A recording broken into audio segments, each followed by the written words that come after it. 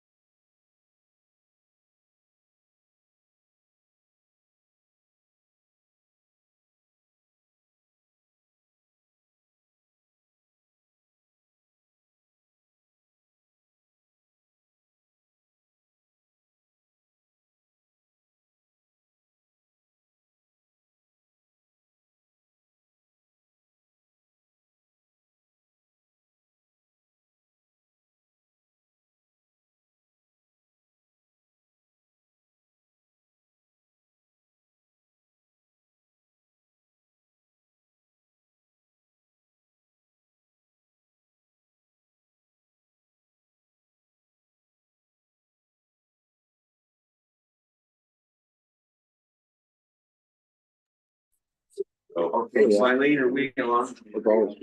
Yes. Okay, we will call the meeting back to order. The next item on the agenda is approval of the agenda and approval of minutes, 6-26 and 7-26. Has anybody had the opportunity to peruse the minutes? Do we have a motion? I have, Mr. Chairman, and I would move to approve the minutes of the meeting 6/26 and special board meeting 7. As well as the agenda? Yes. I'll second. Okay, all in favor, say aye. Aye. Aye. Any opposed? Motion carries. The next thing we have before us is public comment. Brian and John. Okay, and so we have, Brian, do you want to lead off? And then we'll let John look in that. Hey, guys.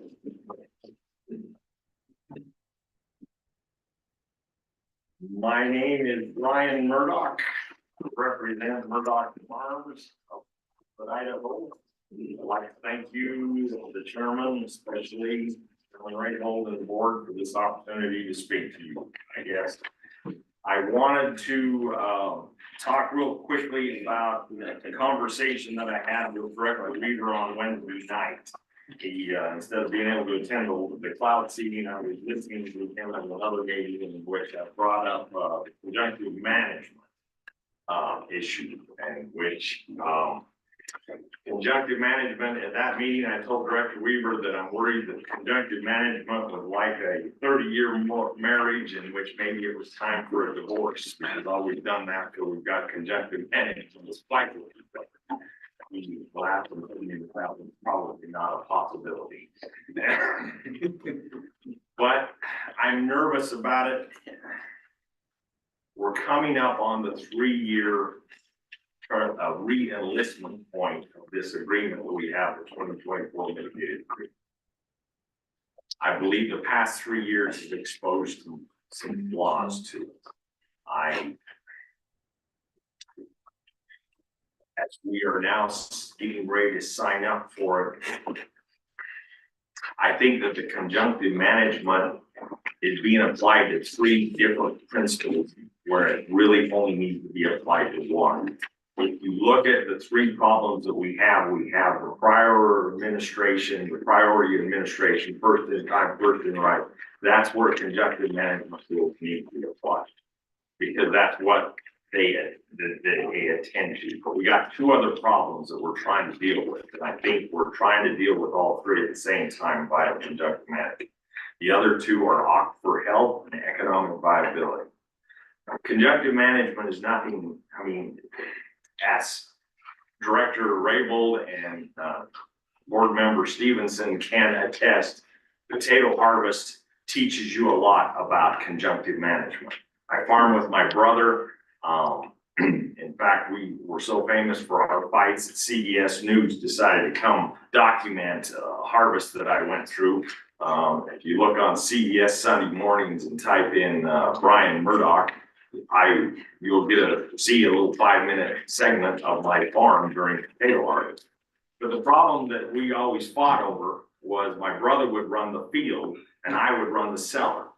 Now, as both Director Raybould and Mr. Stevenson can attest, a 16-row combine can outdig a 20-inch conveyor. All right, and this was where a lot of our fights were always over, is he wanted to see all the field equipment going as fast as it could, and I was restricted by my smallest and most minute piece of equipment. And so we would sit here and fight over this, and we'd forget the main important part was it's the crop, stupid. All right, and we had to bring in the crop. And this is what I feel like is going on with the state and conjunctive management. We are applying conjunctive management to too many things. And as we're nearing the re-enlistment period, and I'm hearing the reports, for instance, that we maybe are going to be required for other parties to agree to more wet water. We can't even get the water that we've committed to, especially on this year. This is the flaws that are being exposed. if I need to deliver their wet water on the year that they absolutely have to have the wet water, it's because there's no wet water. And I can't, with any monies or any abilities, gather that water.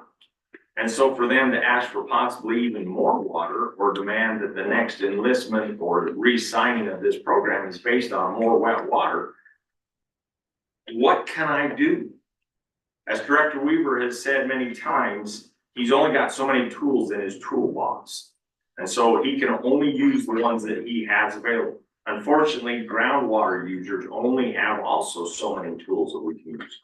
And this is where I'm worried we gotta stop applying conjunctive management to aquifer health. That needs to be a separate issue. That's a whole state issue. That shouldn't be based solely upon the groundwater user. All right. We also have economic viability. After I got done with the meeting yesterday, I stopped by one of my legislators because I wanted to pursue prep enrollment. And I said, we've got to somehow get prep enrollment going better and up and being able to be applied, and all these restrictions that were discussed yesterday. We've got to change this program. And of course, we got to do this on a federal level, not necessarily just a state level. But he brought up a point. He says, Brian, so we dry up all these acres. Then what? He said, that sack of potatoes that is produced is still so many orders of McDonald's French fries, or that bale of hay is still so many gallons of milk. And so if we dry up these acres for the aquifer health, what happens with everything else that's all depending on those crops?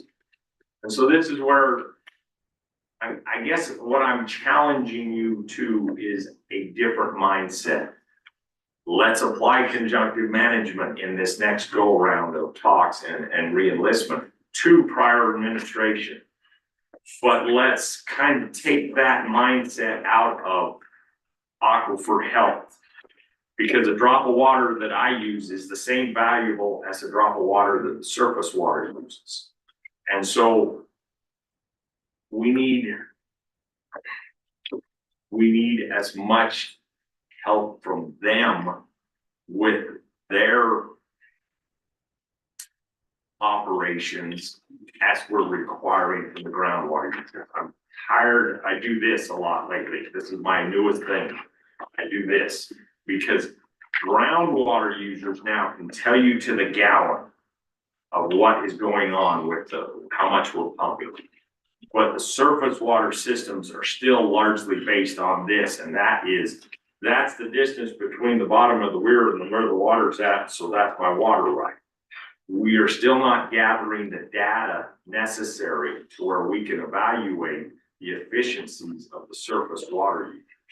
We are still not also bringing into play the crop rotations that we have seen shift as some of these crops are using a lot more water. Now, is that they're right? Sure, but is it fair? Or is it helpful to the aquifer health? This is where back to, we've got to address some of these issues in the near future for this to work. I guess, thank you. I'll end, I'll shut up, I'll get off my soapbox. I will try to continue to get the prep program. That is something that I want to see happen. I appreciate all the discussion over the dams. I know that when we kind of come out of that whole discussion yesterday, I at least come out of this and went, we're never going to see a dam in my lifetime get built. And that's possibly the realities of the situation.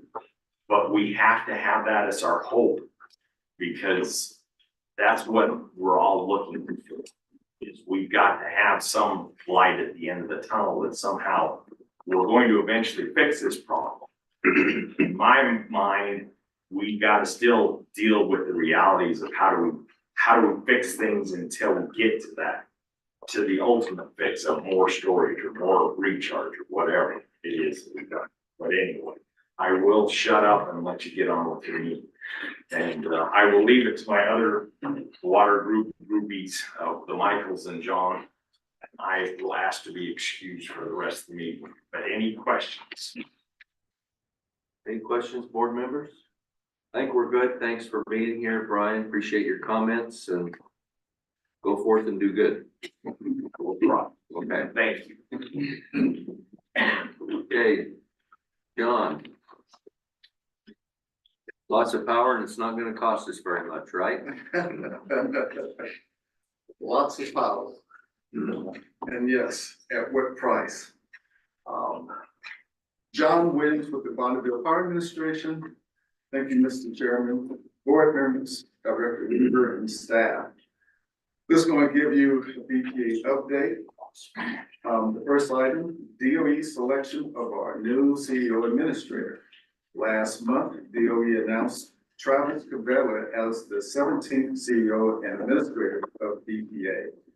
Cavella grew up in Great Falls, Montana, served on the Montana Public Service Commission from 2011 to 2019, and worked for several regional energy organizations.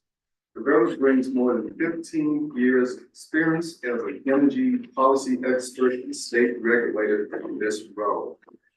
He has dedicated his career to developing solutions for affordable, reliable energy in a highly complex industry. That's part of my lead. But focusing on streamlining policies to meet growing power and transmission demands while protecting existing customers from the cost of system upgrades. Since his hiring BPA, I think I put out enough emails regarding a lot of our rate cases and workshops being delayed. Now that he's on board, we have rescheduled a lot of the rates, market participation, that is Markets Plus from SPP and EDAM from the Southern California ISA to the Residential Exchange Program are being rescheduled. The next item, summer operations, fire season. In the Spokane area, you may have heard hundreds of people in Bonneville have a great bit of staff in that area. One of our employees lost their home to the fires that broke out extremely quickly last Saturday. BPA took several significant outages at our initiative and the request of our partner utilities. Fortunately, power operations have not been impacted by wildfires. While we are experiencing more impact in the region this week and record temperatures in the Southwest desert, we don't foresee any capacity complaints. Mr. Chairman, that means we're going to have power. Reservoir levels are good, and the Columbia Generating Station is on restricted maintenance, which means that it will continue to operate and generate electricity. The next thing, over the past few years, I mentioned Bonneville's strategic plan. We're going to take a financial plan refresh. We're preparing to relook at our risk mitigation and financial policies. The target publication for the new financial plan is early 2027. A lot has changed since we developed the 2022 financial plan. Our capital assumptions have grown considerably and may not align with our existing financial framework. One of the things that our customers in the region at large says, Bonneville, we need more transmission. We need to be a player in that. I know our new administrators taking that very seriously. As you know, there was a lot of roadblocks to building transmission. One, people don't want it in their backyard. Then, of course, with the new data centers, people are saying, who's paying for that? So, utilities, Bonneville is one of them. We're looking at how to make certain things happen without the average ratepayer seeing the greatly increasing the rates. Lastly, Albany Falls Dam gate replacement update.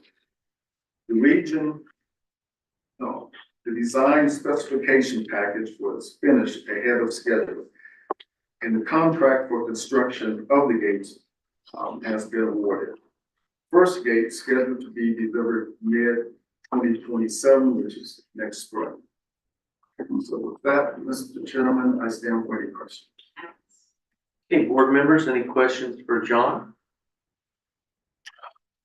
Okay, very. Yes, Mr. Chairman. John, do you know if is there any update on the Ninth Circuit appeal of the injunction issued by the judge? Or Mr. Chairman, Board Member Barker, as of this time, I don't have any updates on the injunction that's going on, other than we're moving ahead for a rate case that basically spells out that we expect rates to go up because of the decrease in generation because of scale. thank you. Okay, good news on Albany Falls, gate work. I know there's a lot of concern in Northern Idaho about, that getting updated, but it's happening. Okay, thank you, John. Okay, next up, we have a financial report. Would that be Neely? Yes, he's on by Zoom, Mr. Chairman. Neely, what have you got for us? Good morning, Mr. Chairman, members of the board. I should be sharing my screen. Hopefully you can see the financial report on your screen. We can. As of June 30th, the board's available and committed balances are as follows. And I would note this is, again, the last day of FY 2026, June 30th.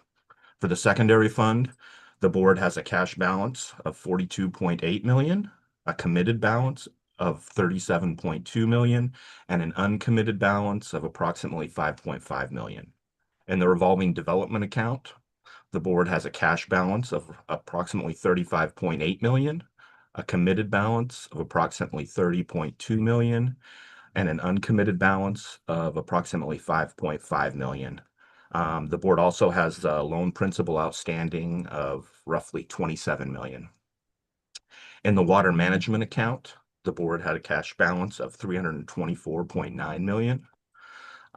Total committed funds of roughly 326.8 million, and then uncommitted funds of negative 1.8 million. And I just would highlight again, this is the last day of fiscal year 2026, and this negative 1.8 million reflects the balance prior to that FY 2027 $30 million appropriation and the new FY 2027 spending plan.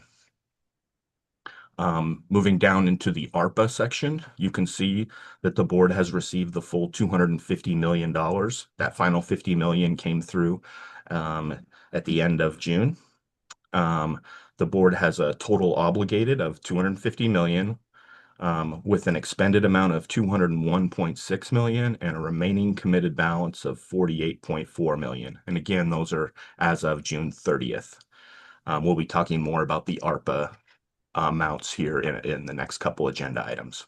With that, I would stand for any questions. Hey, board members, any questions for Neely on the financial report? Joanne? Mr. Chairman, Neely, please thank the financial reporting staff for providing financials as of June 30th. I know that's also the end of the fiscal year, and that was a feat in itself to get that out, I'm sure. I recognize that. Thank you. Thank you, Madam Chair. I will pass that along. Okay, thank you, Neely. Next item agenda is Idaho Water Resource Board Facility Maintenance Fund. Mike Morrison will discuss that, and he's on by Zoom as well. Good morning, Mike.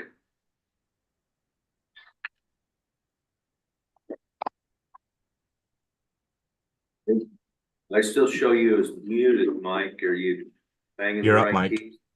Yeah, morning, Chairman. Same issue I had yesterday. It didn't want to let me unmute. So. But I'm going to share my screen.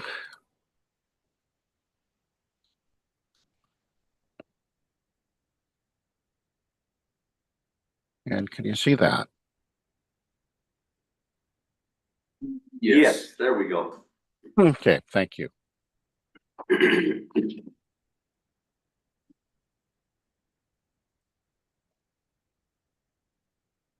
Okay, Chairman, board members, thanks for giving me a few minutes to discuss staff's proposal for a consolidated budget.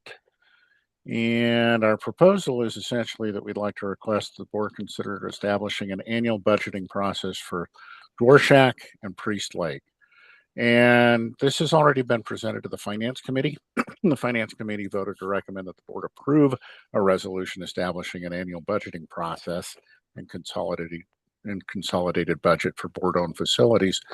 So if it pleases the board, I can skip over the background information and proceed directly to the resolution. That'd be great. That is what I will do, sir.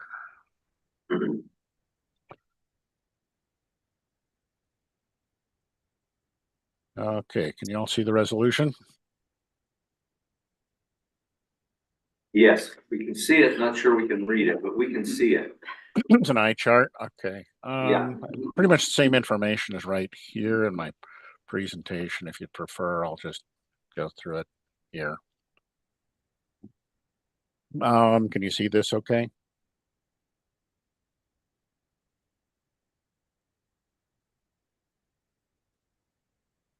Yes. Okay.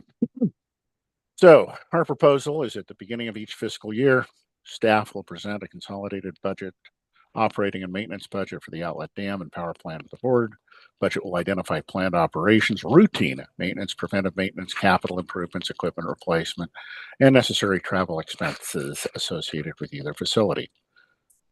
The budget will include a $50,000 contingency fund for unanticipated expenses needed for continued safe operation of either facility. Staff will still request board funding for unplanned expenses exceeding the $50,000 contingency fund. The board will establish a facilities maintenance fund for the $9 million currently held in the power plant O&M reserve fund. This may be used to defray operations, maintenance, and other planned expenses for the power plant and, when needed, the outlet dam. $500,000 outlet dam fund and its interest will continue to be used exclusively for operation of the maintenance of the outlet dam and shall be expended before monies from the facility maintenance fund are used for the outlet dam. I would like to note that since I presented to the Finance Committee, that was $600,000 when I presented it.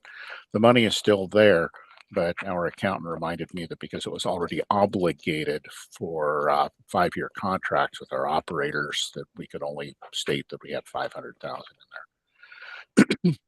Then 30% of each month's gross revenue from the power plant will be deposited into the facilities maintenance fund, with the remaining revenues dispersed to the RDA.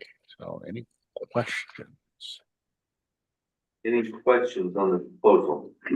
Yeah, I think we're good, Mike. Okay. Okay, board, we have a resolution before us. Mr. Chairman, I move that we approve the budget request for North Track Hydro Plant and Outlet Dam at Priest Lake. Okay, is there a second? Second. Been moved and seconded. Could we have a roll call vote, please, Marlene? Certainly. Mr. Barker? Aye. Ms. Cole-Hansen? Aye. Mr. Gibbs? Aye. Mr. McMahon? Aye. Mr. Olmstead? Aye. Mr. Stevenson? Aye. Mr. Van Stone? Aye. Chairman Raybould? Aye. Motion carries. Okay, next up, we have fiscal year 27 ARPA spending plan. Weston will handle, oh, Mary will handle that, excuse me, I'm sorry.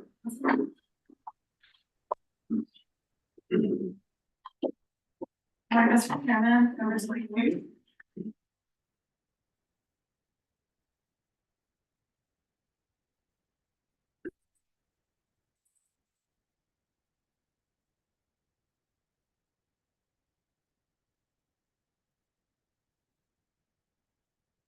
Pull this up real quick. So, the FY 27 ARPA spending plan, we're just gonna do a minor adjustment here right on the tail end of this spending. In July, last month, the Finance Committee reviewed additional amendments to the ARPA spending plan to address current cost estimates for Anderson Dam raise and the reallocation of some available ARPA funding. From that, the Finance Committee recommended that the board consider adoption of the resolution proposing assignment of ARPA funds, and I can show that in the resolution. So previously, Anderson Dam was at the 118.5 million, and 3 down American Falls Dams Spillway repair was at 12.5 million. We're going to be removing the last 13,000 from the American Falls Dam Spillway up to the Anderson Dam raise. Second page of the resolution, you can see those adjusted final numbers. So do you have any questions? Board members, any questions on the change to the spending plan? Mr. Chairman, Yes. I move we adopt this resolution. Okay, it's been moved for the adoption of the resolution. Is there a second? I'll second. Been moved and seconded. Any discussion on the motion? We'll proceed to vote. Mylene? Mr. Raybould, Aye. Ms. Cole-Hansen, Aye. Mr. Gibbs, Aye. Mr. McMahon, Aye. Mr. Olmstead, Aye. Mr. Stevenson, Aye. Mr. Van Stone, Aye. Chairman Raybould. Aye. Motion carried. The next item on the agenda is cloud seeding. Yes, Mr. Chairman, Caitlin Swanson will, talk about the Bear River Basin, pilot project proposal. Hey, good morning, Caitlin. Good morning, Mr. Chairman, members of the board. Can you all see my screen? Yes. Perfect. All right. Today I'll be presenting a proposal from the Utah Division of Water Resources for a second year of the cloud seeding pilot project in the Bear River Basin. During 2025, the Idaho Water Resource Board and the Utah Division of Water Resources partnered to execute a one-year interstate cloud seeding pilot program in the Bear River Basin utilizing unmanned aerial system, otherwise known as drones. Following the success of the first year, the state of Utah has come to the board to request a second year of this pilot project. The state of Utah was legislatively mandated to continue a pilot project in the Bear River Basin for $4 million, $2 million of which is ongoing, $2 million of which is one-time cost. The state of Utah has requested $1.2 million from the Idaho Water Resource Board to continue a second year of the collaborative interstate cloud seeding pilot project in the Bear River Basin. Details of this proposal were presented to the Cloud Seeding Committee on July 21st, with additional details discussed on August 5th. During the August 5th Cloud Seeding Committee meeting, the committee made a recommendation to the full board to fund the requested $1.2 million to continue a year two collaborative interstate pilot project in partnership with the Utah Division of Water Resources in the Bear River Basin, with the condition that the Idaho Water Resource Board have involvement in the selection of the operational target area location that would benefit water users, more specifically Bear Lake. With that, I will pull up a resolution. In the whereas section, we have background on this. This resolution is to authorize the expenditure of funds for the year two collaborative interstate Bear River Basin cloud seeding pilot project. Here in the now for it be resolved section, it reads that the Idaho Water Resource Board authorizes expenditures not to exceed $1.2 million from the Secondary Aquifer Fund Cloud Seeding Program for costs related to the operation and maintenance of a year two collaborative interstate Bear River Basin cloud seeding pilot project during the 2026-2027 winter season in partnership with the Utah Division of Water Resources, contingent upon the Idaho Water Resource Board retaining involvement in the identification of Bear River Basin target area selection to benefit Idaho water users. With that, I'll stand for many questions from the board. Okay, board members, any questions for Caitlin?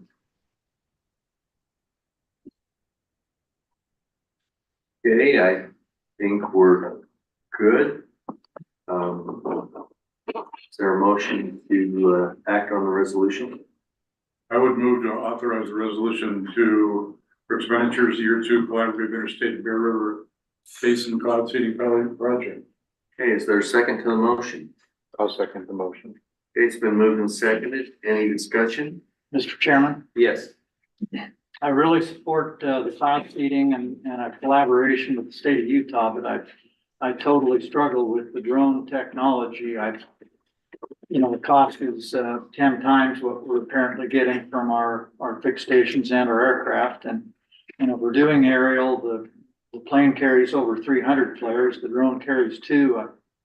I just feel like we're barking up the wrong tree, and so I just had to say that. Okay, Any further discussion before we vote? So, Mr. Chairman, I'll just respond to Olmstead's comments. I agree with his concerns. But this is a pilot program and this is only the second year. And I think we need to see it out and see where we come to at the end of this year. Okay, anything else, board? I agree with Mr. Parker, Okay, that, he deserves a letter. okay. All right, we will proceed to vote on the motion. Mylene, could we have a roll call vote, please? Mr. Barker. Aye. Ms. Cole-Hansen. Aye. Mr. Gibbs. Aye. Mr. McMahon. Aye. Mr. Olmstead. Nay. Mr. Stevenson. Aye. Mr. Van Stone. Aye. Chairman Raybould. Aye. Motion carries. Okay, the next, portion of the cloud seeding presentation is 26-27 season upper snake cloud seeding budget. Yes, Mr. Chairman, Wesley will present that item. Okay, Mr. Chairman, members of the board, this subject was discussed, at our August 5th, House City meeting. And so the resolution is going to be coming up very shortly on your screens. This is to fund a second airplane in the collaborative program for the Upper Snake Basin. The only thing I'd really point out here is the other reports are a little bit different than what you've seen previously. This resolution will give us the authorization to get the process started since we have a fairly short turnaround time. And the second part of it, as far as the funding, there is sufficient funding in this secondary fund to cover this. So we're gonna have to rearrange the budget a little bit. And so in between now and the September board meeting, we're gonna work with the finance committee to come up with a revised secondary fund budget. I realize that was a very quick description of everything, but I'd stand for any questions. board members, any questions? Mr. Chairman, I move that we authorize this resolution to add an additional airplane to the upper basin. Okay, I'll second. okay, it's been moved and seconded to adopt the resolution. Any further discussion? Mr. Chairman? Yes. I would just add, I think my preference would be that we continue to share the costs of this second airplane as we've done with the others. Recognize we don't really have enough time to get all that worked out, but I think it would be appropriate for the rest of the water users and the power company to share in those costs. In the future. In this one and in the future. Oh, you But- would like us to go back and make that ask? No, I don't think we have time. to Yeah, do that. okay. So That would have been your preference it would have if been. we'd had the. Okay, understood. You know what the water users would have said. Okay, More water, the better. all right, we will proceed to vote on the motion. Can we have a roll call vote, please? Mr. Barker. Aye. Ms. Cole-Hansen. Aye. Mr. Gibbs. Aye. Mr. McMahon. Aye. Mr. Olmstead. Aye. Mr. Stevenson. Aye. Mr. Van Stone. Aye. Chairman Raybould. Aye. Motion carries. Thank you, Wesley. Next up is Eastern Snake Plain Aquifer Recharge Program Infrastructure. So Cooper will talk about this item, Mr. Chairman. Welcome, Cooper. Mr. Chairman, thank you. Board members, thank you for the opportunity to be here this morning. I think the resolution will be pulled up. So we're going to talk about two resolutions for two different projects today. Both projects were recommended for funding to the board by the Aquifer Stabilization Committee meeting. We discussed these projects extensively in the Aquifer Stabilization Committee meeting. I did just want to make a comment for the record before we consider these. Staff was contacted by the Idaho Rural Water Association, who, I think had three substantial points that we need to put on the record here. They want to be brought in to the planning of these basins earlier in the process, or they want to be brought into the planning process, excuse me. They had a couple of questions specifically about the Snake River Valley Irrigation District Sugar Factory Basin. because of its proximity to the city of Shelley.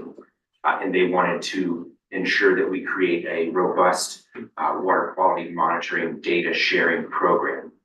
We met with them, and I think staff and state and program sponsors are excited to reach out. We intend to comply with the requests. And I guess personally, I appreciate them reaching out. So I'm excited to work with them. All of that said, they did support and endorse these two projects that we're going to consider today. So with that said, we're going to pull up the resolutions now.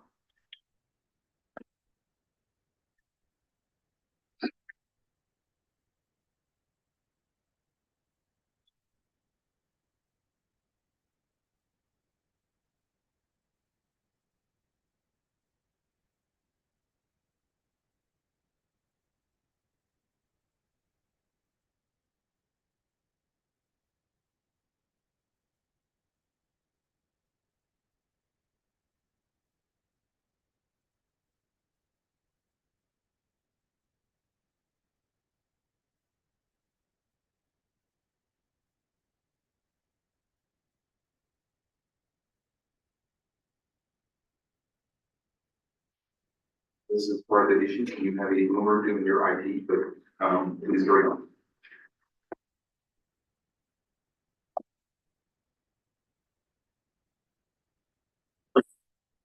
on. You see. Earlier, we had a resolution, or at least, there it goes. Okay, here we go. It's coming. Thanks for your patience. Okay, so this first one is for the Snake River Valley Irrigation District Sugar Factory Basin and associated infrastructure that we estimate will trade 87 CFS, and the resolution for this one is $8,070,000, and it comes from the water management account. Okay, are there any questions on this particular recharge project? Mr. Patton, you think we could look at both these resolutions and then bundle them into one motion? I think you could, Mr. Chairman, if that's agreeable to the board. Mr. Chairman? Yeah. I did want to ask Cooper though, totally agree with the, more public input that you did. I know this is a much shallower basin than our others have been, and you've described to them that we, essentially recharging through the gravels, just like the flood irrigation did before. And that's right. They, ultimately they do support it. We just want to include them, and they would like to be included in the future. And so we will. And the berm's going to be not yeah. very tall and well landscaped and that kind of stuff. I think Snake River Valley Irrigation District and Big Groundwater District intend for these to be a good neighbor berms. 3-to-1 slope. Thanks. Okay, if there are no further questions on this first resolution, maybe we can review the second project and its accompanying resolution. So the second project is Bingham Groundwater District's Wegland Ditch Basin, our Wegland Ditch Recharge Basin, which we estimate will infiltrate 67 CFS. And so the cost for the basin and the associated infrastructure is $6,310,000 from the secondary operating fund. Okay. One question, we worked out the details that I believe it's the People's Canal and a lateral that's going to supply the water to this recharge site. Yeah. And what a condition of this funding is that they'll have all the necessary agreements in place for that delivery to occur. Yes, Mr. Chair, that's it. Okay, Mr. Chairman Cooper, I just want for the, into the public record that this site probably is the best that we've got so far for addressing the Blackfoot reach gains. So, yeah, really and it has those other good benefits with the shallow burn, no haul. Yeah, we're learning our lessons. Which 9 miles. Okay, board members, any questions on this resolution or the previous one that we reviewed? I'd entertain a motion for the adoption of both of these resolutions for funding and free charge projects. Also move. Mr. Chairman, I move we adopt both of these resolutions. Okay. I'll second. Okay, it's been moved and seconded. Any discussion on the motion? We'll proceed to vote. Marlene, could we have a roll call, please? Mr. Barker. Aye. Ms. Cole-Hansen. Aye. Mr. Gibbs. Aye. Mr. McMahon. Aye. Mr. Olmstead. Aye. Mr. Stevenson. Aye. Mr. Van Stone. Aye. Chairman Raybould. Aye, the motion carried. Thank you, Okay, Mr. Chairman. thank you, Stuart. Okay, next up, we have flood management grant awards. Yes, Neely Miller will present those, Mr. Chairman. Okay, welcome back, Neely.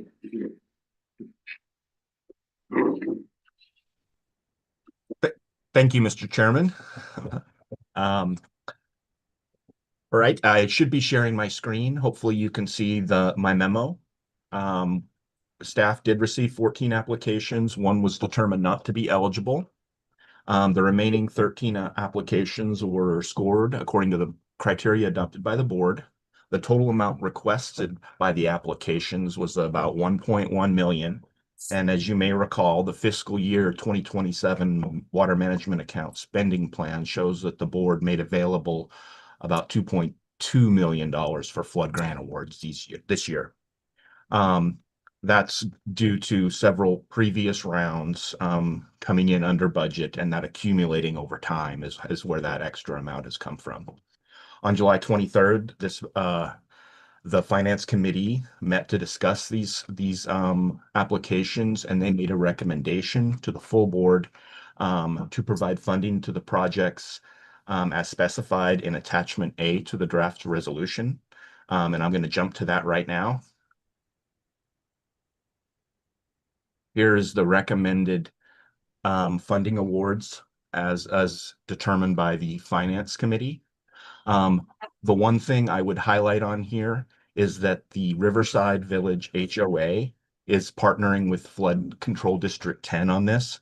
So I just want to make a note that we'll update this after if you make a recommendation to make this Flood Control District 10 and Riverside Village HOA. This is important because your criteria requires Flood Control 10 be listed there. And I just want to make sure that's clear. So with that, I can jump to the resolution.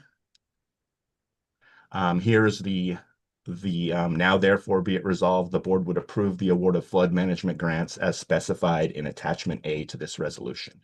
And again, I'll update that HOA to Flood Control 10 as well. And with that, I would stand for any questions from the board. Hey, board members, any questions? Mr. Chairman, I move that we approve the resolution for the flood management grants. With the correction to The the attachment. correction made by Neely. Okay, is there a second? Second. Been moved and seconded. Is there any discussion? Okay, there being none, we'll proceed to vote. One more roll call vote. Marlene. Mr. Barker. Aye. Ms. Cole-Hansen. Aye. Mr. Gibbs. Aye. Mr. McMahon. Aye. Mr. Olmstead. Aye. Mr. Stevenson. Aye. Mr. Van Stone. Aye. Chairman Aye. Raybould. Aye. Okay, motion carried. Regional Water Sustainability Project, priority list request. Mary will address this item, Mr. Chairman. Thank you. Mr. Chairman, members of the board. Just share the comments.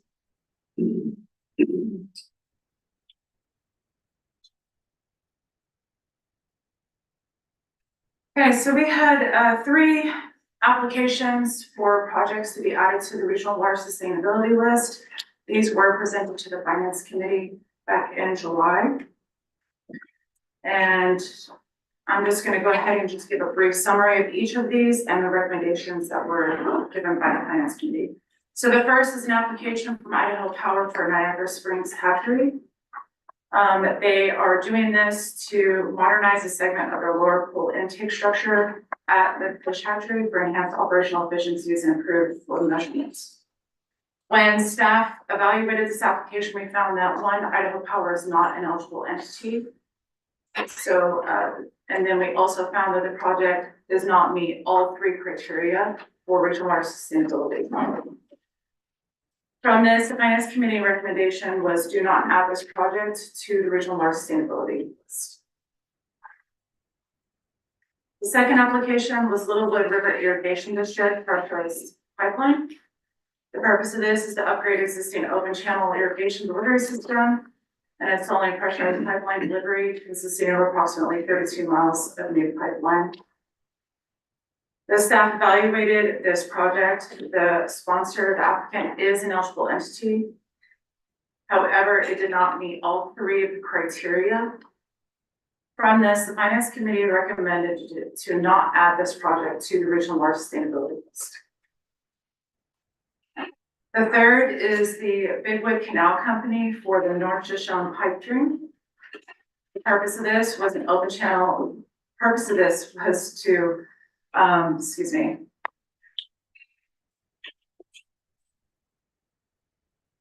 replace the existing system of unlined irrigation canals with pressurized pipeline and install flow meters. Staff evaluated this application and found that the applicant sponsor is an eligible entity. The staff also found that it meets certain criteria, that it does address significant regional water sustainability issue. It does support the Bigwood River Groundwater Management Area Plan, and it does align with the Idaho State Water Plan. However, the staff also found that this project may have significant negative impacts to the Eastern St. Plain aquifer due to reductions in incidental recharge. From this, the finance committee recommended that we table this application pending additional information from the applicant. And with that, Mr. Chairman, I would stand for any questions. Okay, board members, any questions? Do we need to affirm the finance committee's recommendation? I believe that's what, that's the way the finance committee made their recommendation to the board. Mr. Chairman, this will not be in a resolution form then, will it? No, It's be a motion to support the finance committee's recommendation or to confirm their recommendation. I'll make that motion to affirm the finance committee's recommendation. Mr. Chairman, Mary, so, Can I get a second first? oh, sorry. Okay, I've got, it's been moved and seconded now, Brian. So just to point on, I agree with, that the Idaho Power one doesn't meet the criteria. But I think we did talk about maybe informing them that if the private hatchery owners were to apply, that there might be a way that it could meet the criteria for a future application. So, Mr. Chairman, Mr. Olmstead, yes. So following the action today, we can contact these applicants, let them know the decision and help them with any application moving forward. Thank you. Okay, any further discussion? Okay, all in favor, say aye. Aye. Any opposed? Motion carried. Thank you. Thank you, Mary. Okay, we are down to, Director Weaver. Last but not least. And you can stay right there where you are unless you want it. Whatever you'd like to do. Stand behind the podium. Yeah. It's not church. But that's better than just standing, I guess, without a podium. Well, I'm glad you've left so much time for the director's update because we have a lot of material. But I will still try to respect your time and get through it quickly. And I'll start by discussing the surface water collection delivery call and where we're at now. I thought James Cephalo, the regional manager for the east side of the state, gave you a pretty good update yesterday about the issues that are ongoing here in the eastern region. I'll just note that James is outstanding at his job. His region has the largest workload of any of our regions. They run the full gamut of almost all department business. And of course, with the delivery call matter, they have some of the most contentious work that the department does, and they are at ground zero because, as he pointed out, the majority of the curtailment effort is occurring in our eastern region. And so we issued the July update order earlier this month, or in the previous month, about July 15th. Remember when the order went out, and the injury volume that was associated with that order was the largest in the history of the delivery call. In the past, we've had injuries approaching or slightly north of 200,000 acre feet. That was considered a very large injury determination, but because of the water supply conditions this year, because of the drought and the lack of storage water that we had from one year to the next, the injury determination was 741,000 acre feet. So that's a significantly large number. It didn't affect curtailment because the priority date was the same as it had been issued in May. And that priority date, as James pointed out, is October 11th, 1900, and that is practically all groundwater rights on the eastern Snake Plain. So in June, we last updated that curtailment list, and there were 930 water rights on that. And so I always like to point out that we have 5,000 plus administered groundwater rights. Most of them are covered by a mitigation plan and are able to pump, but there is always some large component of those water rights that for whatever reason are not in compliance with their groundwater district requirements or are not a member of the groundwater district, and so they are subject to curtailment. And the last several years, that takes significant effort and resources by the department and the water districts to work through that 930 water rights. This year, however, unlike 2025, by mid-June, we had processed and handled most of those water rights.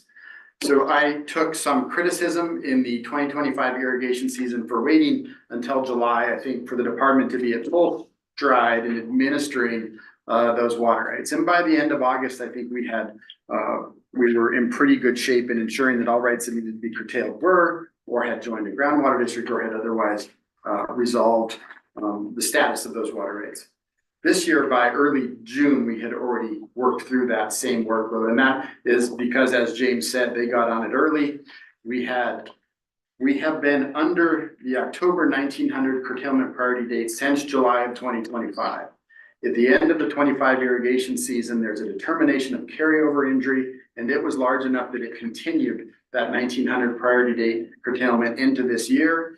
And so, as James reported to you, they were on that going into the irrigation season. And so we had largely, or not largely, but we had resolved the majority of the water rights by early June. Right now, I can report that as of the last biweekly enforcement coordination meeting we had at the department, 90% of the 930 water rights have been resolved. And most of those have been resolved either through curtailment or through the termination that curtailment is unnecessary, typically because they've joined a groundwater district or we have been on site and determined that there is no use occurring. Often there's no infrastructure in place to allow for water to occur. And so I do think this raises the question of, as we get to the 5-year mark of determining that no use is occurring with these curtailed rights, what's the action that the department and the state need to do? That does leave 10% of the water rights unresolved, and we are in the process of further investigating some of those. You heard James report that it is very difficult to get into contact with the water right holders for some of these water rights. Although you are required by law to file notice of change in ownership when you acquire a water right, there is no process or penalty in place if you don't. And for these small uses, these smaller water rights, often that just does not get done. But there are also enforcement actions ongoing, notices of violation, pursuing penalties associated with those.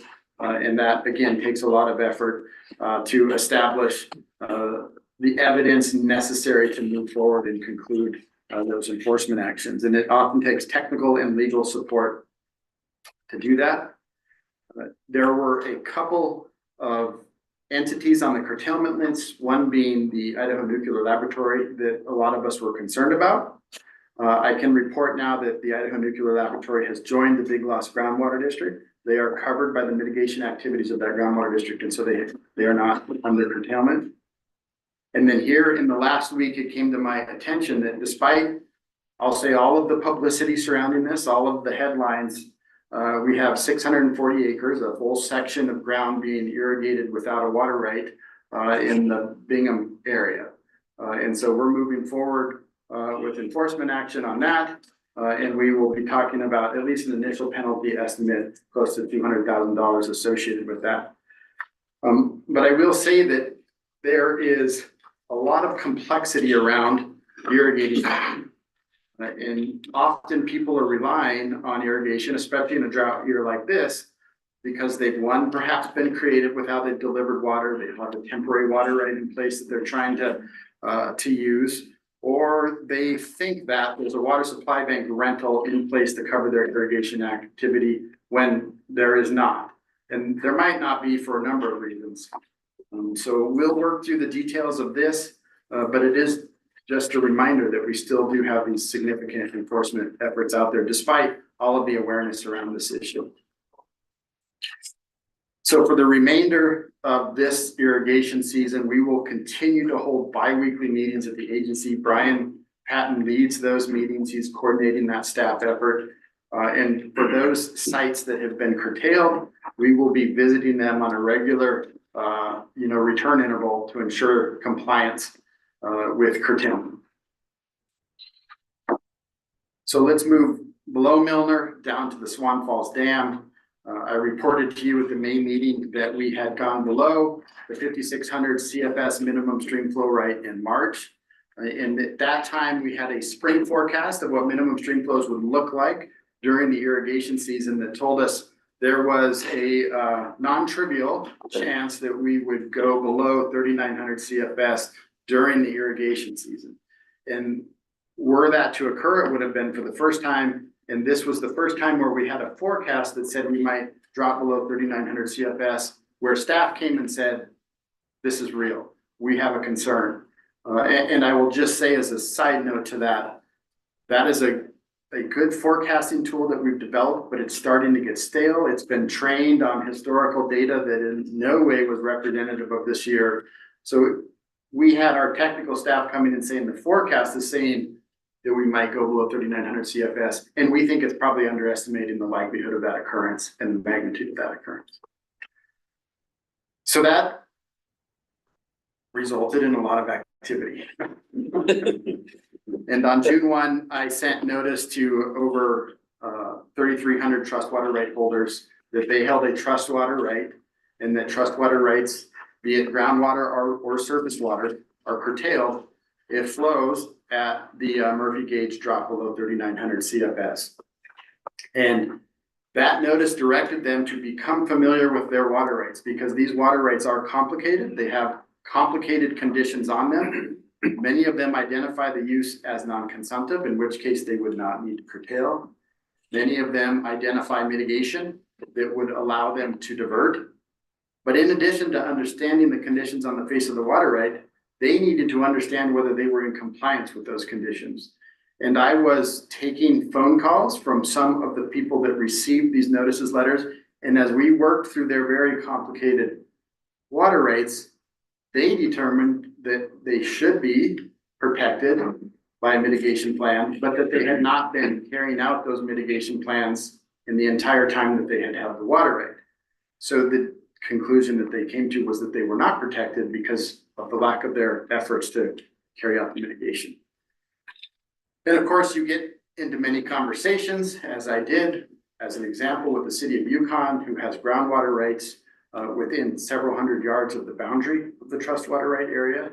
And they're saying, how in the world can I be getting curtailed right now because of flow conditions at the Murphy gauge on the other side of the state? And those are difficult conversations to have and to get those people up to speed. That letter also directed them to become familiar with the resources that we have online dedicated towards Swan Falls administration. And we've stood up some significant resources. You can now go online. You can interact with a map that allows you to drill down to your water right to understand what groundwater district you're in, what water district you're in. And so there's a lot of information online now for trust water right holders to help them understand their specific condition, and also to educate them on what the Swan Falls settlement is, what the minimum flow administrative requirements are at the Murphy gauge. So just a lot of information, but it is complicated information. And as we can attest, it can be hard for water users to get up to speed on that, and certainly to get up to speed on it quickly. The other thing is we are now issuing an automatic, this season at least, weekly notification of what the minimum stream flows are at Murphy gauge, what the adjusted average daily flows are. at the Murphy gauge. In years like this, it is our commitment to have that issued weekly. In years where it's not as critical, probably more of a monthly distribution. But that's an automatic process where people can sign up, subscribe to that and get that notice. And hopefully people that are affected by or hold trust water rights are signed up to that. I've been told that the subscription list has grown significantly. So I think that's a good sign that we're doing that. We issued a news release on June 2nd to explain the notice that went out to trust water right holders. And on June 10th, I sent out water master instructions to all of the water masters that are responsible for trust water right administration.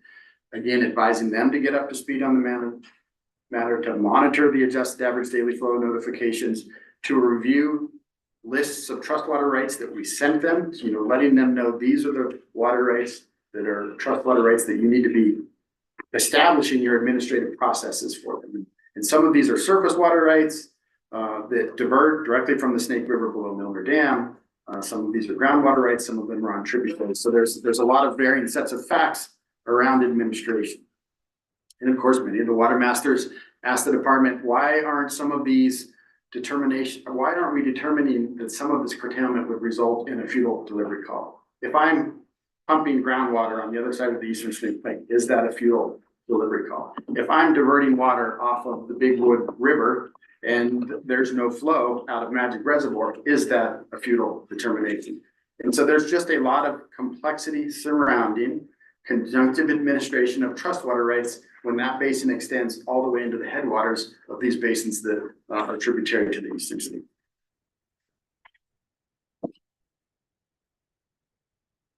We then asked the water masters by a date certain to report back to the department, to Nick Miller's bureau. We presented yesterday how they were going to handle administration of trust water rights this year if it came to that.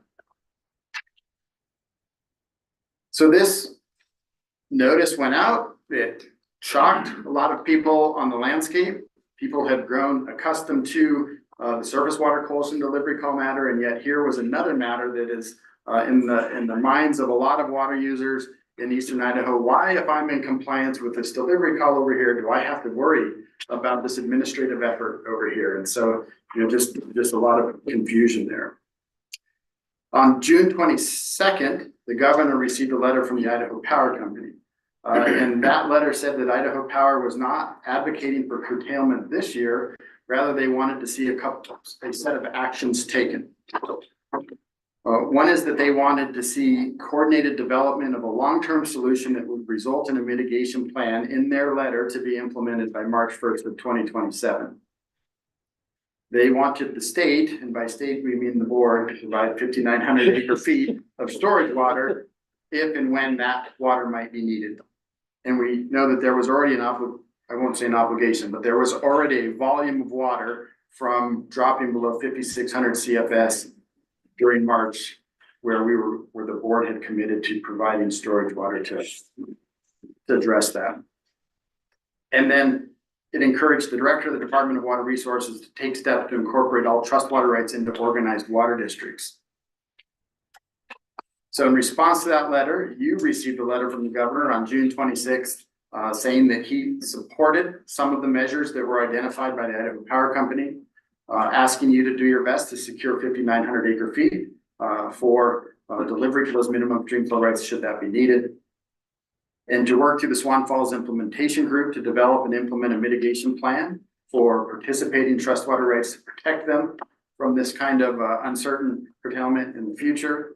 And then directing the department and the director to incorporate all of the trust water rights in the water districts with water masters and to report back the proposed schedule for doing so. So that agenda item you had yesterday in your work session of Nick Miller reporting to you was somewhat in response to that letter. But he and I are going to be working on a more formal timeline and schedule for that. He reported that it was a larger group of water rights than just the trust water rights into a water district and getting those water districts fully functional. That was on a timeline, I think he said, of 2035. I think the large trust water rights that would be part of a water district, so I'll call those the administrable water rights that aren't currently part of a water district, we can move quicker than that. And those will be the focus of efforts here in the next couple of years. So on June 29th, I sent a second notice out to all of the holders of trust water rights saying, please disregard the notice you got in June. Because of these letters and direction that I feel that I've received, I'm not going to pursue curtailment of trust water rights this year. So it is a whipsaw to those trust water right holders. We send these notices out knowing that every time we say you might be curtailed and you're not, we lose engagement and interest. And, you know, I think these people start to say, well, is this even a real process? And so it's, you know, when you send notice out and then you don't follow through with what you said you were going to do in those notices, that can have a cost on engagement of the water users if it happens enough times. And so it's something that I'm very sensitive to when we send out that type of notice. So flows got close to going under 3,900 CFS in the end of June, but we had very timely rains. And one item that stood out to me is that here in the Henry's Fork Basin, I think I remember reading that on average 2 inches of rainfall fell across this basin over a week and a half there at the end of June. And that rainfall event was widespread across the Eastern Snake Plain, although not in all places. And I think that went a long ways to keeping flows up at Swan Falls this year. And so we did not drop below 3,900 CFS, and we are unlikely to now at this point. And so, you know, ultimately, that's a good thing that we were able to maintain those flows this year. But if we continue in this drought, we're going to have another tough year next year. Joanne, Thanks, good question. you can. So the board's storage water that we hold for the trust water users, we did not use any of that water. Is that correct? Yeah. Mr. Chairman, I think I'll let you answer that question. We used 1,900 and a little bit of change to manage the March shortfall. It does not appear we'll have to use any additional water as we're maintaining above the 3,900 summer minimum. But yeah, 1,900 acre feet of our storage has been allocated for the purpose of mitigating for the breach. Things being delivered right now. Yeah. I think delivery started on Monday. Okay. So moving off that topic to the water supply bank, at your main meeting, I gave you a pretty extensive update on where we are in the reorganization of the water supply bank. You might recall that we now have a 5-person team dedicated to the water supply bank within our water rights section, reporting to the water rights section manager. David Graybill is the supervisor of that group. He's now been in that role for 2 months. And I have met with him and the water rights section manager several times on this topic to make sure that we are hitting the ground running as quickly as possible. You might also recall that I told you that they were being supported by water resource agents out of water rights, not in that group, and that we were going to do that to address the backlog that we have at that. And so in that water supply bank group, we have a supervisor, we have a principal agent, we have an agent, and we have 2 technical record specialists because there is a lot of record management in that group. So at May, I reported to you that we had 107 pending leases and we had 93 pending rental applications. And if you were to benchmark that against numbers in May in previous years, that's a significant amount of rental applications outstanding. Going into the irrigation season, we like to have that number down because many people are relying on those rentals to be able to cover irrigation in the upcoming year, especially when there are curtailment orders in place. At the end of June, I looked at the numbers and there hadn't been very much progress on those. And so I went to staff and said, what happened here? And as they dug into it and into the processes and the reporting processes, they reported back that they had been making good progress, but had identified a number of pending rentals and leases that were not getting reported for various reasons. And so the number had been bigger than those numbers that I reported to you. So with that information, I said, we're going to continue to have all resources support this effort, both within the water supply bank group and outside. So as of the end of this month, these are the numbers that I've got. So they report water right progress monthly. We'll have rental backlogs down to 40 applications. 9 of those are out for signature. 9 of those are in quality control review, because we do have a new group doing this. We are putting more effort than we hope to in the future on doing quality assessment of the rental applications that go out. 13 are in review, and then 10 are on hold because they were submitted during the irrigation season. And we try to process everything that comes in prior to the irrigation season first. So we have about 20 applications right now that need to be reviewed and issued. The lease backlog is down to 60 applications, of which 20 are out for signature, 18 are in that quality assessment, 15 are in review, and 8 are waiting for review or have not been picked up yet. So in my mind, that is significant progress on this. The trend lines are now steep slopes heading downward. I think we're going to be at a good place come middle of the fall to be ready for the next irrigation season and the plug flow of applications that always come in. And I have, at this point, the temporary support that group was getting is going to stand down after this month's effort. And they're going to go back to the regular duties that they have because we've had some backlog creep in those businesses. So I would have liked to have been able to give you this report a couple months earlier, but I think we're in a good place right now. There's also a significant piece of legislation that might help with water supply bank processing as well. And I'll mention that when I get into the legislative update. Mr. Chairman. Yes. Matt, when you get all this backlog taken care of and everything's great, it would be nice to see the kind of reports that Mary was providing that says, here's how much we're doing in the different basins. So if David could get to that when he's got time. It's not, but I do think it would be helpful for us to know where the rentals are taking place. Mr. Chairman, and Board Member Barker, that is the intent, and I think typically that water update is made in November. Is that correct? That program update? We can be flexible. Yeah, I'm not in any hurry, but I do think it's good information for the board to have. Okay. So a year ago, we were getting a lot of pressure through applications to do managed aquifer recharge through injection wells. That pressure is still out there. We have a number of applications that are being held right now as we work on program review and policy development. We do have a number that are moving forward because they hired engineers and came on and are doing, I'll say, significant technical work to support those applications. But I participated in a workshop with a consulting firm called Geosyntec Consultants. They won the bid for the $230,000 that this board made available to do this work.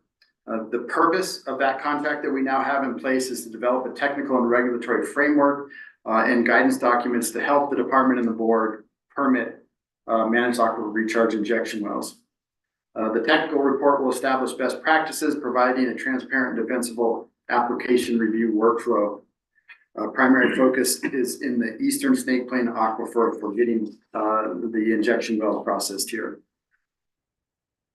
So in April, that contract was awarded. On June 4th, this board took, do I have that right? Well, my dates might be a little bit off there, but this board took action to fund that. July 22nd was that first workshop. And the reason I wanted to participate was to take the measure of the consultants that we had, which I think they are a good match for this. But also they had done a similar work effort in Washington. And so I was concerned that what might be good for Washington might not be good for Idaho. So I wanted to see, how they were taking into account perhaps cultural differences between our states. And I think I can report back that they're highly aware of those differences and the challenges and needs that Idaho has that can be quite different from what exists in Washington. So I came away with that feeling that we were on the right path here to get guidance at the end of this process that would be appropriate for the state of Idaho. They issued a draft report outline of what the report will contain on July 28th. By September, they hope to have a technical framework report done in this matter and then moving into having the final PE stamped report delivered to the department by the end of this calendar year. So I would like to talk a little bit about the department and the board's executive agency legislative proposals. We have a particularly large workload this session for a number of reasons. One is that we have legislation that's going to continue the formal merger of the Department of Water Resources with the Soil Water Conservation Commission. There is a governor's initiative to bring legislation under the heading permit reform, and each agency was required to bring multiple pieces of permit reform legislation for proposals. And then we've just run up against some constraints in statute through the enforcement of the surface water course delivery file over the last couple of years. And so we have some pieces of legislation that might help streamline that enforcement process and get engagement from folks that are going through some of these notices of violation. So one piece related to that matter is updating enforcement penalties in 42-1701B. So we're making a fairly comprehensive change to that code section that would update the penalties for inflation. Those penalties were established in code in 1998. They've not been updated since. My calculation of inflation is about 2 to 1. So we're proposing to increase all of the penalties in statute by about 2x.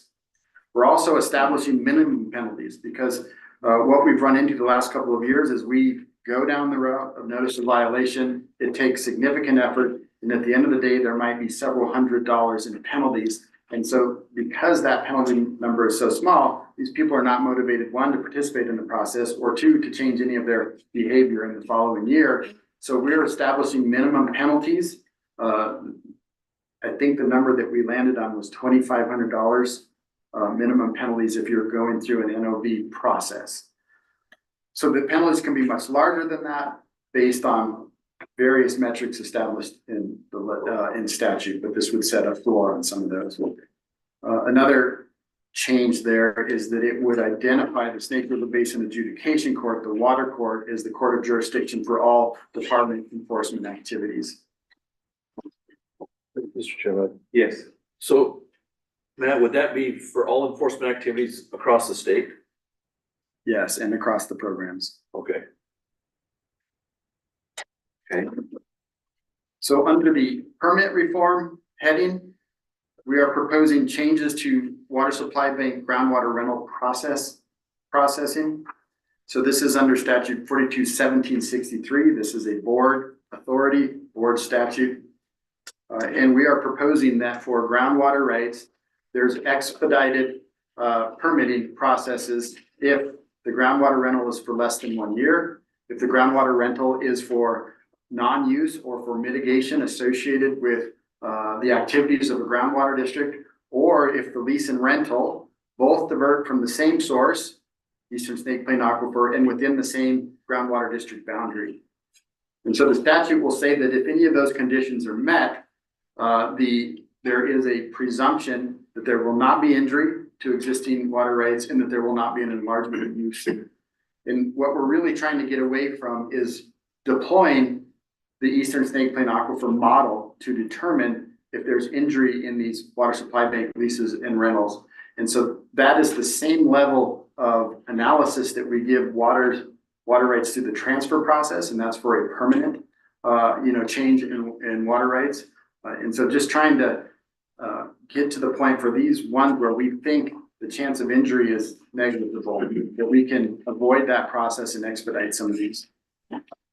So, Mr. Chairman? Yes. Are you putting a volumetric threshold on that as well?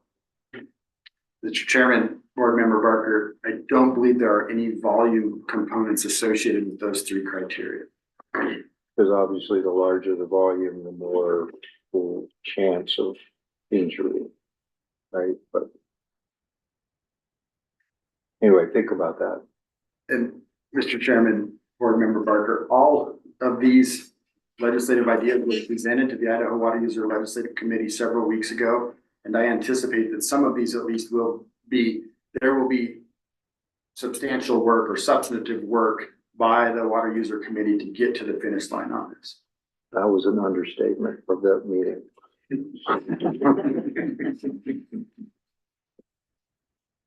Under the permit reform initiative, we are proposing that, or not proposing, right now, the attorneys would tell us that we can destroy records as we go paperless.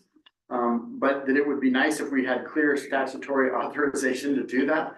So we're going into statute under the permit reform heading and saying, yes, when the department has a records retention policy formalized and adopted, it can destroy paper records consistent with that policy if there's an electronic record associated with it. Under the permit reform heading, we are proposing that for groundwater exempt permits. So remember that under the domestic exemption statutes in Idaho, you do not have to file for a water right if you meet the definition of domestic exemption in statute. And so what this piece of legislation would do is modify statute such that if you're submitting a permit for domestic exempt uses, again, there's a presumption that there will not be injury or enlargement so that we can fast track those.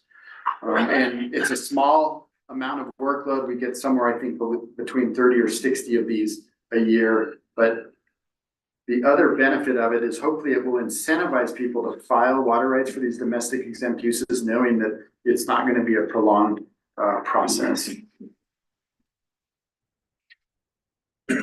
We have, again, under the permit reform heading, a proposal to modify statute such that we no longer have to submit notice through newspapers, that instead we will still be allowed to do that, but the requirement will be on notice and publication through our webpage, online. And one piece of criticism that I hear often is that nobody reads the newspaper anymore. Why does the department communicate through the newspaper? Is it, and some people even think that we do it in a deceptive way to avoid getting comment or feedback.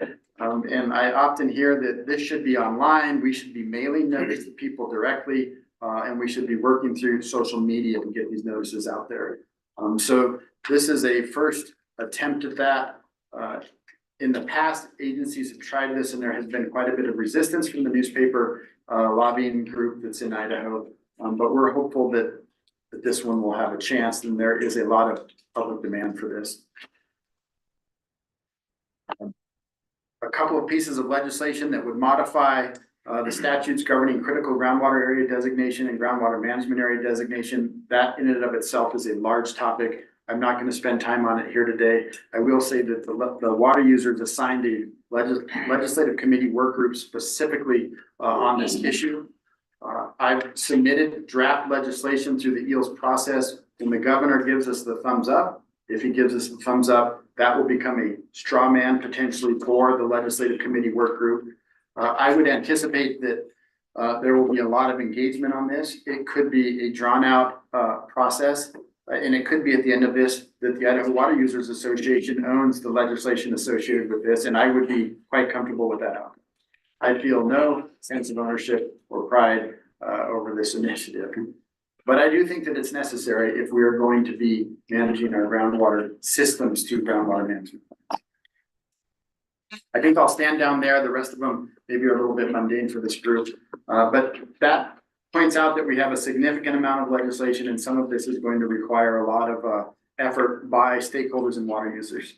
And then Mr. Gibbs has a question.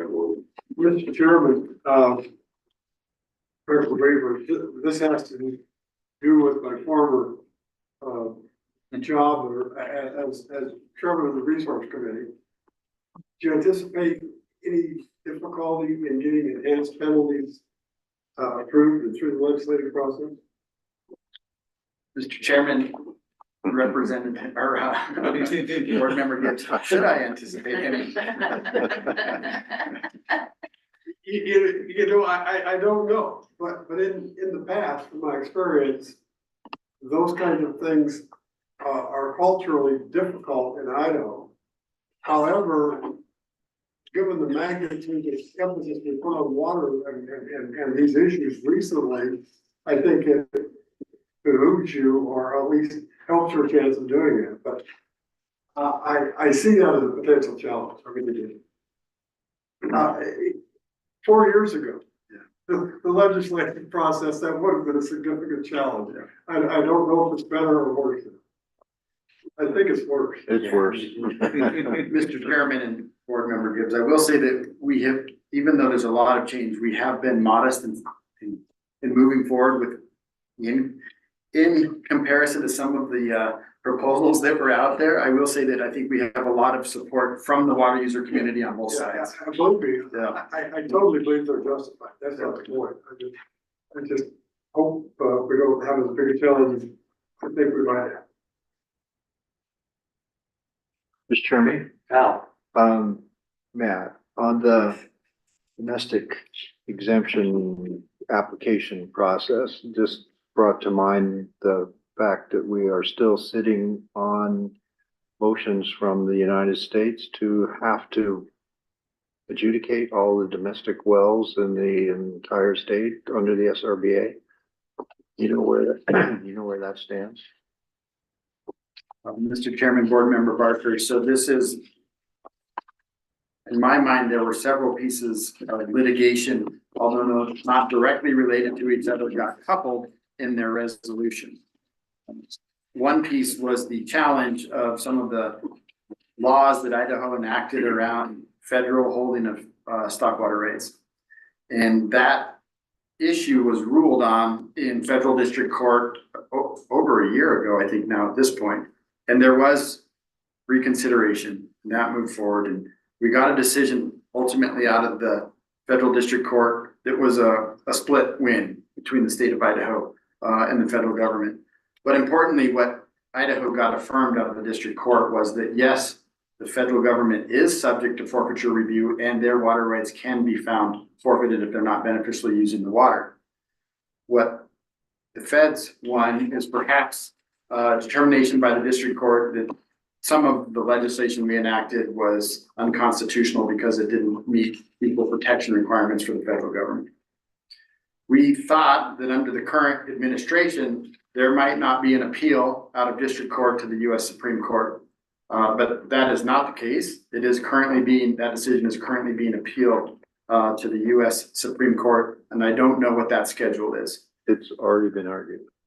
It's already been argued, but not decided on. Not decided. Probably you'll be lucky to get an answer this year.